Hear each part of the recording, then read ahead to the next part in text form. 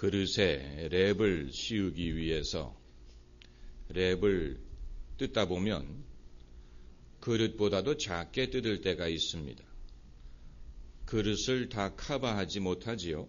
그럴 때는 뜯어낸 것을 버리든가 아니면 추가로 랩을 뜯어서 겹쳐서 그릇을 덮어야 됩니다. 보기가 흉하게 되지요. 저는 랩을 씌우다 보면은 뜯자마자 그게 서로 달라붙기 때문에 랩 씌우는 것을 아주 싫어합니다. 외출을 하려고 돈을 들고 나왔는데 막상 나와서 보니까 현금이 부족할 때가 있습니다. 신용카드를 받는 곳이라면 문제가 없지만 회비를 내는 그런 이 모임이라면 낭패입니다. 그럴 때는 옆에 사람에게 돈을 빌리든가 아니면 빨리 현금 인출기에 뛰어가서 돈을 추가로 찾아와야 됩니다. 어떻게 하든지 스타일이 꾸기는 것은 마찬가지입니다. 해외여행을 갔는데 거기서 돈이 떨어졌다. 그때는 정말로 어려워지지요. 현금 서비스가 없다면 정말로 큰일일 것입니다. 그런데 그까지 랩이나 용돈이 떨어지는 것 따위야 별로 문제가 되는 것은 아닙니다. 그런데 정말로 당황스러운 경우는 인간의 한계를 경험하게 될 때가 그렇습니다. 인간의 한계. 내가 믿었던 사람이 랩이 그릇을 덮지 못하는 것처럼 그 사람의 한계가 드러나게 될 때, 그때는 정말로 우리가 실망을 합니다. 옛말에 스승은 그림자도 밟지 않는다라는 말이 있는 것은 선생님을 너무 가까이 하지 말라는 얘기입니다. 선생님을 너무 가까이 하게 되면 그분도 사람이라는 사실을 알게 될 것이기 때문에 어느 정도의 거리와 신비를 유지해야 스승과 제자의 관계가 제대로 돌아갈 수 있다는 것을 암시하는 것입니다. 그럼에도 불구하고 우리는 세상 사람들이 다 인간이라는 것을 알지만 그 중에도 평범한 사람과는 좀 달라주기를 기대하는 그런 대상이 있습니다. 그것이 부모님일 수도 있고 선생님일 수도 있고 성직자일 수도 있고 정신적인 지도자일 수도 있습니다. 단체나 국가나 신앙의 존립 여부가 지도자가 흠이 없는 이미지에 좌우될 수도 있습니다. 그래서 신화적인 이미지를 유지해야 될 때도 있습니다. 북한의 김일성에 대한 이미지도 상당 부분은 조작된 것입니다. 그가 독립운동을 할 때 미숫가루 몇 움큼으로 며칠을 버텼다느니 이런 것은 전부 다 국가의 목적을 위해서 만들어진 신화입니다. 독재국가의 유지를 위한 것입니다. 그것이 어느 정도는 국민들에게 먹혀 들어가지만 한계가 노출이 될 때가 있는데 그때부터 사람들은 번민하기 시작하는 것입니다. 마치 무엇과 같으냐면 임금님이 벌거벗었다는 사실을 깨닫는 것과 같습니다. 그래서 랩이 그릇을 덮지 못하는 부족하다는 것을 깨닫는 것과 같은 그런 경우가 있습니다. 미국의 흑인 지도자였던 말콤 X란 사람이 그는 원래 일라이자 모하멧이라는 미국 흑인 종교 지도자의 제자였습니다. 일라이자 모하멧은 자기가 하나님의 선지자요 흑인의 지도자라고 자처하고 백인은 마귀고 흑인은 선민이라고 주장했습니다. 말콤 X는 이 일라이자 모하멧을 하나님 다음으로 존경하고 신뢰했습니다. 그에게 충성했습니다. 그런데 시간이 지나가면서 이 일라이자 모하멧에게 도덕적인 결함이 있다는 사실을 알게 되었습니다. 그것뿐만이 아니고 일라이자 모하멧의 가르침도 원래 이슬람의 가르침과는 거리가 멀다는 것을 알게 되었습니다. 이것이 말콤 X에게는 위기의 순간이었습니다. 그에게는 두 개의 옵션밖에는 없는 것처럼 보였습니다. 첫째는 아예 신앙을 포기하든가, 둘째는 적당히 위선의 장단을 맞춰주든가. 그렇지만 말콤 X는 자기가 직접 메카로 순례를 떠나고 진정한 신앙을 찾아보려고 노력을 하고 이제는 일라이자 모하멧과는 별도로 자기의 독립적인 길을 가기로 결단을 내립니다. 이것이 그의 일생에 있어서 가장 중요한 결단이었는데 이것 때문에 그는 암살을 당하고 말지요. 여러분, 이와 같은 일이 이슬람에만 있는 것은 아닙니다. 기독교계에도 있습니다. 최근 개봉이 되어서 화제가 되고 있는 다우트라는 영화를 보면은 카톨릭 교회에서 금기시하는 주제를 다루고 있습니다. 그것이 바로 카톨릭 신부님들 중에 동성애적 성향이 있는 분들에 대한 이야기요. 아동 성추행에 대한 이야기입니다. 이것은 그런 것이 있는 것을 사람들이 알면서도 그동안에 쉬쉬하고 금기시해왔던 주제입니다마는 아무리 사람들이 쉬쉬한다고 해서 이런 것이 노출되지 않을 수가 없는 것입니다.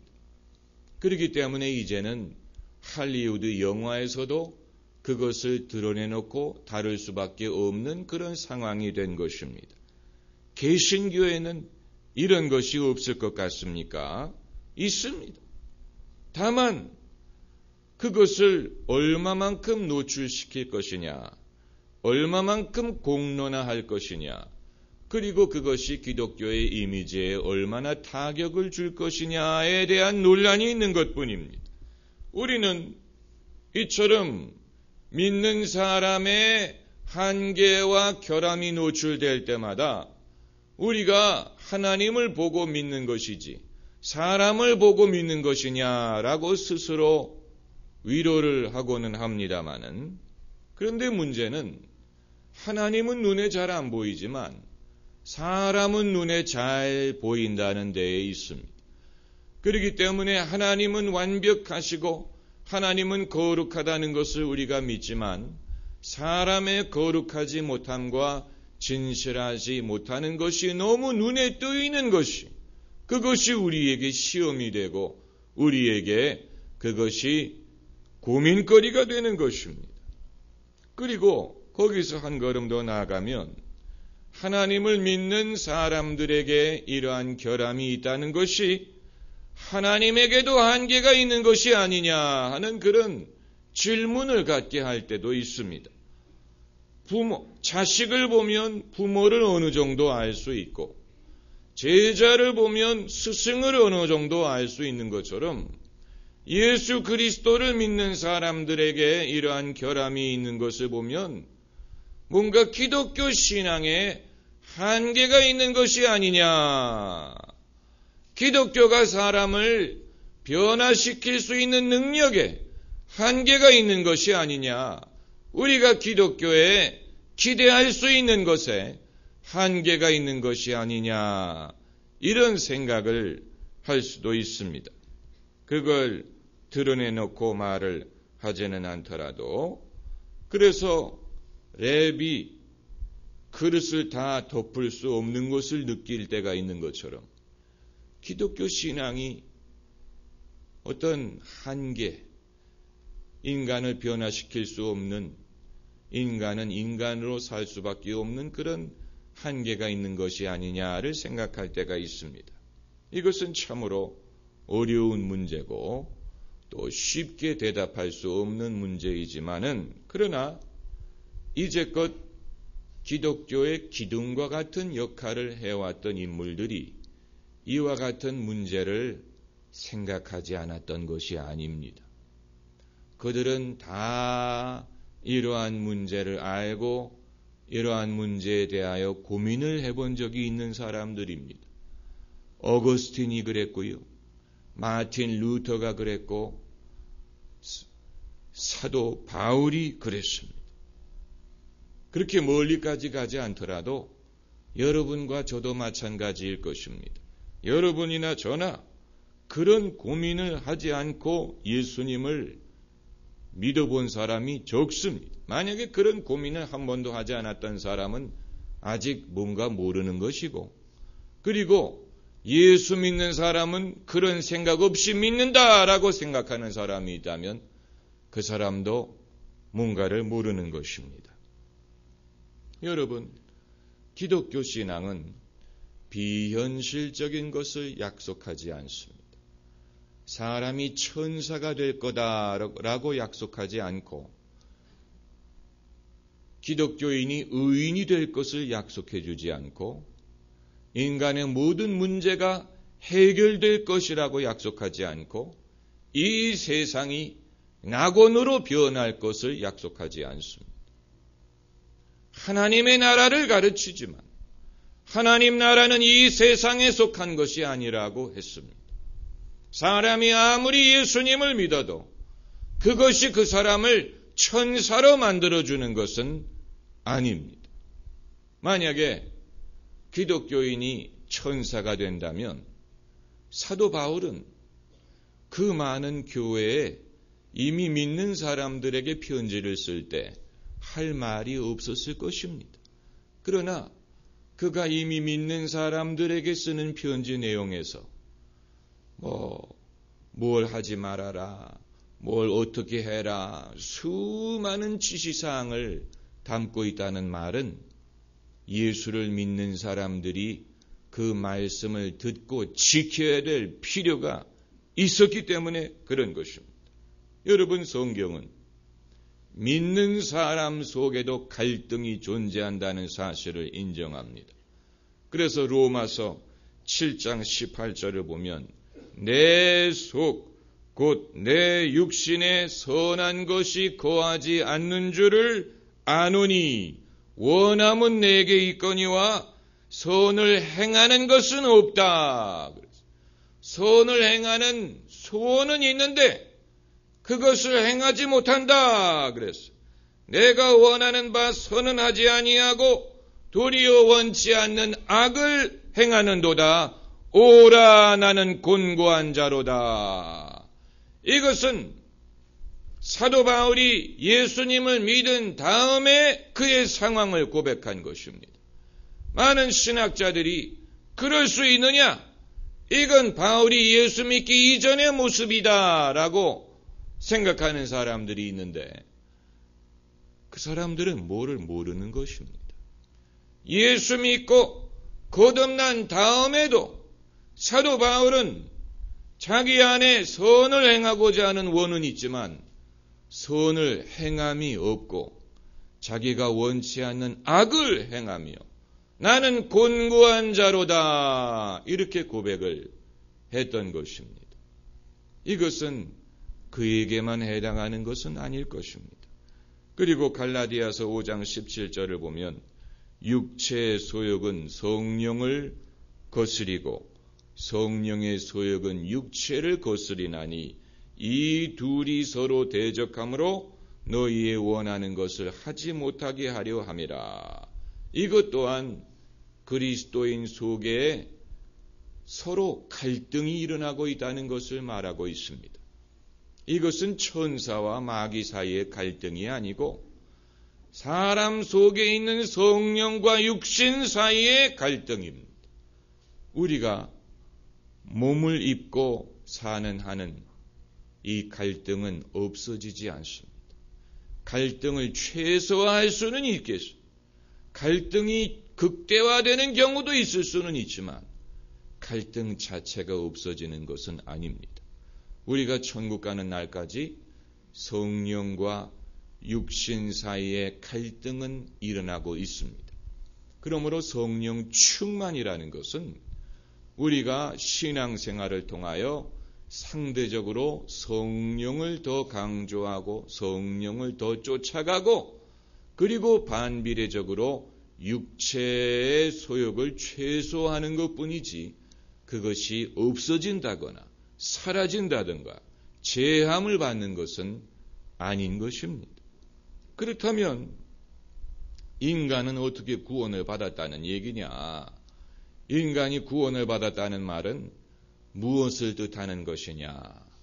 그러기에 전적으로 하나님의 은혜로 말미암는 것입니다. 나 같은 죄인 살리신 주 은혜의 놀라와 이 세상에 놀라운 것이 있다면 주님의 은혜뿐입니다.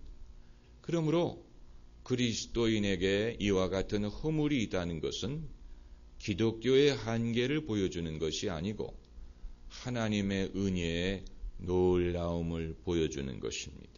나 같은 죄인을 살리셨다는 사실을 보여주는 것입니다. 주님의 은혜. 그래서 좀 더 구체적으로 말하면 우리가 이와 같은 허물이 많은 사람들이고 앞으로도 그럴 것이지만 하나님께서 우리를 의인으로 여겨주셨다라는 것입니다. 의인으로 만들어줬다는 게 아니고 의인으로 여겨주었습니다. 로마서 4장 5절에 믿는 자에게는 그의 믿음을 의로 여기시나니 로마서 4장 9절에 아브라함에게는 그 믿음을 의로 여기셨다 하니라. 여겨주신 것입니다. 의인이라고 하나님이 여겨주신 것입니다. 마틴 루터는 이렇게 설명했습니다. 그는 의에는 두 가지 종류가 있는데 첫째는 실제적인 의가 있고 실제적인 의는 사람이 실제로 의로운 행위를 통하여 의롭게 되는 것을 말합니다. 그게 실제적인 의고 둘째는 법정적인 의가 있다 그랬어요.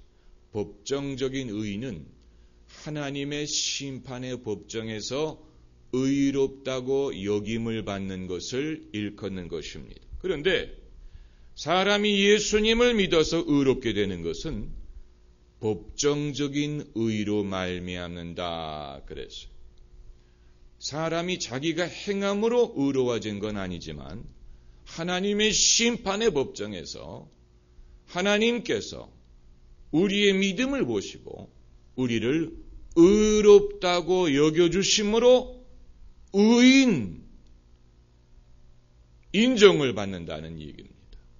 그래서 마틴 루터는 말하기를 그러므로 그리스도인은 죄인이며 동시에 의인이고 의인이고 동시에 죄인이다 그랬어요. 라틴어로 시뮬 유스투스 에 페카토 동시에 의인이고 죄인이다. 여러분 이것이 그리스도인의 참 모습인 것입니다. 우리가 죄의 분량을 줄이고 죄의 영량을 줄이고 의로운 면을 극대화하려고 애를 쓰지만 그것으로 의롭다함을 얻는 것은 아니고 하나님이 우리를 의롭다 여겨주심으로 이미 의인이라고 인정을 받은 것입니다. 이것은 전적으로 하나님의 은혜로 된 것입니다. 이 사실에 안도하는 분들도 계실 것이고 실망하는 분들도 계실 것입니다. 내가 천국 갈 자격이 없다라고 생각했던 분들은 안도하실 것이고 그래도 세상이 좀 바뀌어야 되지 않느냐라고 생각하셨던 분들은 실망하실 텐데 이 두 번째 분들을 위하여 오늘 본문 말씀을 읽어드린 것입니다. 오늘 본문 8절 말씀에 사랑은 언제까지든지 떨어지지 아니하나 그 말은 사랑은 결코 실패하지 않는다라는 뜻입니다. 영어 성경을 보면 Love never fails. 인간에게 많은 것이 실패합니다. 모든 것이 실패한다고 하더라도 사랑은 사람이 한 번이라도 신실하게 사랑을 했다면, 사랑을 가졌다면 그것은 결코 실패하지 않는다라는 얘기입니다. 결코 헛되지 않는다라는 얘기입니다. 이것이 하나님이 우리를 위하여 쳐주신 배수진입니다. 하나님이 최후의 배수진을 쳐놓았는데 그것은 사랑이라는 것입니다. 사람이 믿음이 흔들릴 때도 있고 은사가 떨어질 때도 있고 도덕적으로 실패할 때도 있지만 그럼에도 사랑만큼은 실패하지 않기 때문에 여기에서 우리가 하나님의 사랑의 능력을 알고 또 우리의 사랑, 인간의 사랑, 여러분 사랑 앞에는 100가지 논리가 쓸 데가 없습니다. 사랑 앞에서 논리가 쓸 데가 없습니다. 사랑 앞에서는 모든 사람이 고개를 숙일 수밖에 없지요.